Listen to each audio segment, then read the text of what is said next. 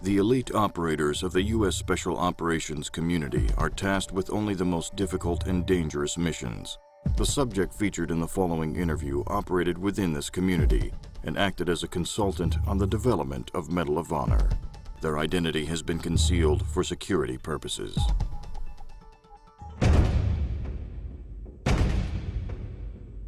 I had a teacher, in high school reading about history, and I remember telling her, because I was kind of a smart ass, and I told her, I don't want to read about somebody else. I want to make history. I want to do it.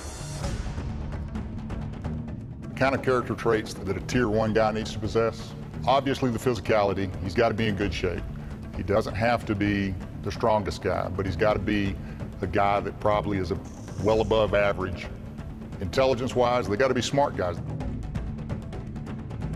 In the big Army, you're more of a hammer. It's a large instrument. When you start talking about the Tier 1 elements, it's much more of a scalpel approach. You're trying to do something very surgical. You're trying to do things with the most precise element that you can bring to bear. And a lot of times that can be just a single Tier 1 operator. No telling what he had to do to get to that point so that he could go through that door, so that he could confront a guy with a gun who wants to kill him. And he is going to try to, in a very surgical method, apply the very precise amount of damage to the bad guys without inflicting any damage on the hostages that may be in there. He's risking his life to save somebody else's life. He's doing it at great risk to not only himself, but his teammates. I would rather take a bullet myself than do something stupid that resulted in one of my buddies getting shot. I wish that the public in general could have an understanding of what guys do.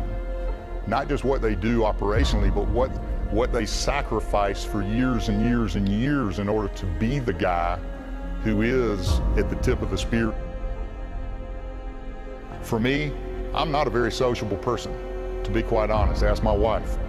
I don't consider a lot of people friends, but if you're any innocent person that's in harm's way, we wanted to be the guys that came and tried to do their best to stop the bully.